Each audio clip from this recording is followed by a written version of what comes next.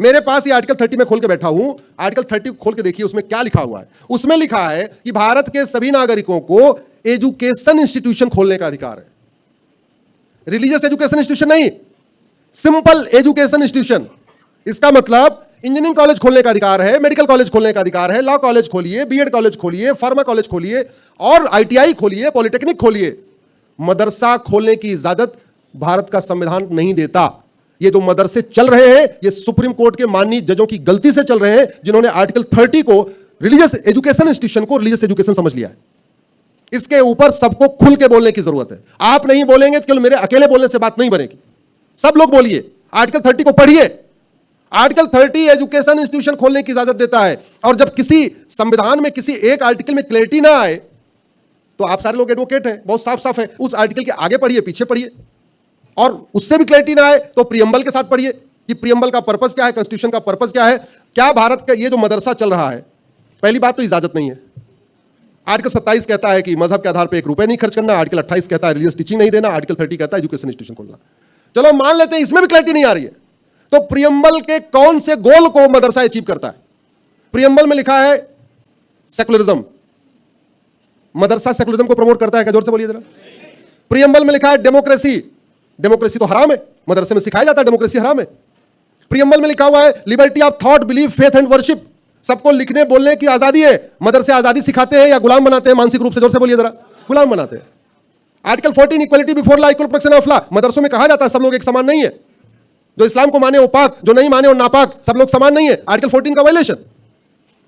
मदरसे में आर्टिकल 27 कहता है, आर्टिकल 17 कहता है छुआछूत को नहीं, सरकार मतलब छुआछूत नहीं रोकने पे काम करेगी। मदरसों में छुआछूत सिखाया जाता है। अनटचेबिलिटी का मतलब केवल फिजिकल अनटचेबिलिटी नहीं होती। अनटचेबिलिटी का मतलब religious untouchability, spiritual untouchability, mental untouchability. मदरसों में तो अनटचेबिलिटी सिखाई जाती है। मुझे समझ में नहीं आ रहा है कि हमारे सुप्रीम कोर्ट ने के जजों ने गलती क्यों किया, जानबूझ के किया या नादानी में किया? अब आप लोग कहो, मुझको लगता है नादानी में कर दिया। इसीलिए मैंने एक और पीआईएल फाइल किया। हमारे सुप्रीम कोर्ट के माननीय जजेस जो एक गलती लगातार कर रहे हैं पिछले 75 साल से, वो धर्म को रिलीजन समझ रहे हैं, रिलीजन को धर्म समझ रहे हैं, जबकि धर्म और रिलीजन में जमीन आसमान का अंतर है। मेरी पीआईएल है, चल रही है, अभी केंद्र सरकार को नोटिस हुआ है।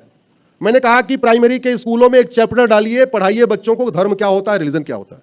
उसमें धर्म और रिलीजन के 20 डिफरेंस क्या है वो मैंने अपनी पीआईएल में लिखा है। एक मैं आपको समराइज कर देता हूं। धर्म जोड़ता है और रिलीजन तोड़ता है। धर्म यूनाइट्स एंड रिलीजन डिवाइड्स। ये बेसिक डिफरेंस है। दुर्भाग्यवश हमारे माननीय सुप्रीम कोर्ट के जजेस आज तक धर्म और रिलीजन को एक समझ के बैठे हुए, इसलिए उन्होंने आर्टिकल 25 में जो फ्रीडम ऑफ रिलीजन था उसकी इंटरप्रिटेशन फ्रीडम ऑफ कन्वर्जन कर लिया।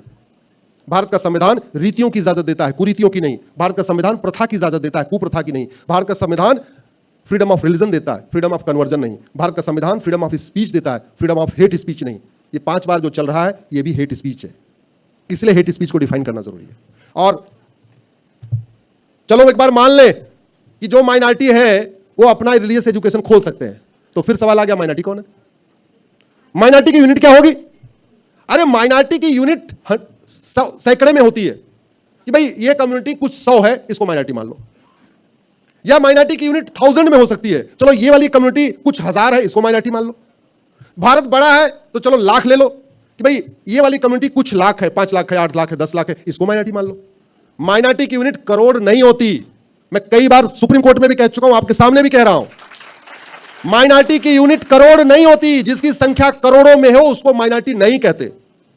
यूएन कहता है एनी ग्रुप और community which is socially, economically, politically non dominant and inferior in population less than 1%। ऐसा समुदाय जो सामाजिक रूप से उसकी कोई वजूद ना हो, आर्थिक रूप से कोई वजूद ना हो, राजनीतिक रूप से जिसका कोई वजूद ना हो, संख्या में नगण्य हो, 1% से कम हो, उसको माइनॉरिटी कहते हैं। यूएन की इसी डिफिनेशन को उठा के एक जैन साहब ने पीआईएल फाइल कर दिया। बाल पाटिल केस बड़ा फेमस केस है। बाल पाटिल पहले मुंबई हाई कोर्ट गए, बोले जी हम तो 1% से कम है, हमको माइनॉरिटी का दर्जा दे दो।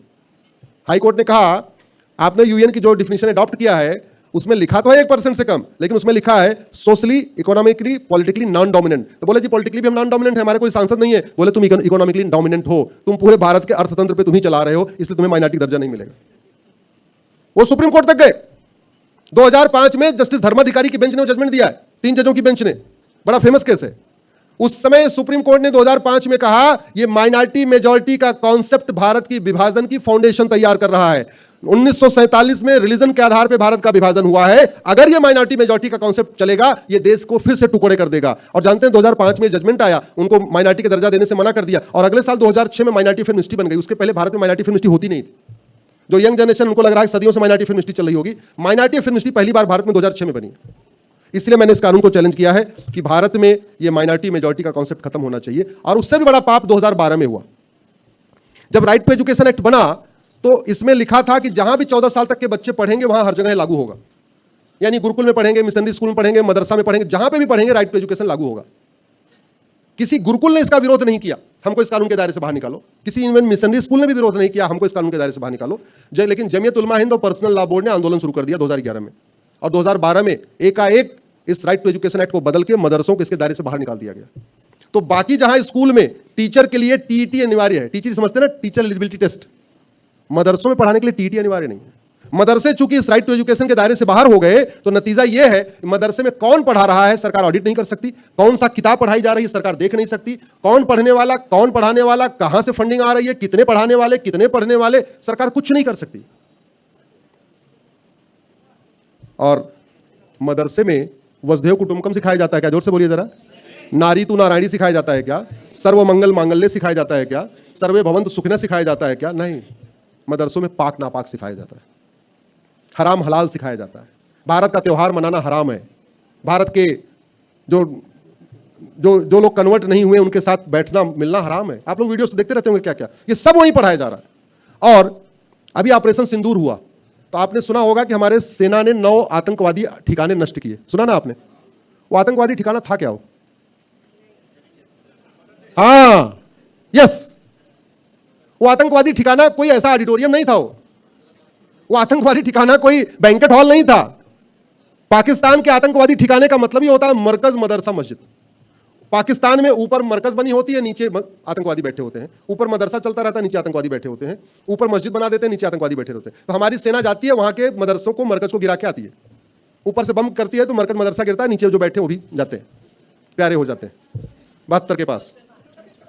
लेकिन सवाल यह है, पाकिस्तान से ज्यादा मदरसे तो भारत में है, और भारत के मदरसों पे हमारी सेना मिसाइल गिरा सकती है क्या? क्या करना पड़ेगा? कानून बदलना पड़ेगा, संविधान की सही व्याख्या करनी पड़ेगी, संविधान का कल्चरल इंटरप्रिटेशन करना पड़ेगा, संविधान का पर्पोजिव इंटरप्रिटेशन करना पड़ेगा। बहुत दिक्कतें ये हुई हैं। हमारे जो शुरुआत के जो जजेस थे सुप्रीम कोर्ट के, चूंकि उनके पेरेंट्स अंग्रेजों के जमाने में बैरिस्टर थे, उनकी पूरी पढ़ाई लिखाई कॉन्वेंट की हुई थी, तो उनको धर्म और रिलीजन के बीच का अंतर नहीं पता। उन्होंने संविधान की व्याख्या थोड़ा ठीक से नहीं किया, भारत के सुरक्षा को ध्यान में रखते नहीं किया। उस व्याख्या को ठीक कराना है, लेकिन उस व्याख्या को ठीक कराने का तरीका है जैसे मुंबई में सारे वकील इकट्ठा हुए हैं, ऐसे सारे जिलों में वकील इकट्ठे हों। तो मैं तो विश्व हिंदू परिषद से कहूंगा, भाई साहब ऐसा कार्यक्रम प्रत्येक जिले में रखिए, एक एक रखिए, सबको जगाना होगा। आज ही आप एक नोडल किसी को अपॉइंट कर दीजिए कि कम से कम महाराष्ट्र के सभी जिलों में एक बढ़िया अपना जिस तरीके का आज कार्यक्रम हुआ है सभी में होगा। नहीं तो ब्रिजेश जी को बना दीजिए, कुछ दिन के लिए वकालत छोड़ दो भाई, ये काम करो, धर्म बचेगा तो वकालत होती रहेगी। बहुत बहुत धन्यवाद, बहुत बहुत आभार। भारत माता की, भारत माता की, भारत माता की। एक बार आप लोग खड़े हो जाइए, एक मेरा नारा है वो लगा लीजिए। ये हमारा नारा हैक कर लिया वामपंथियों ने। आपको पीछे पीछे बोलना है, हमें चाहिए आजादी। जोर जोर से बोलना है, पूरे हाथ की एक्सरसाइज करते हुए।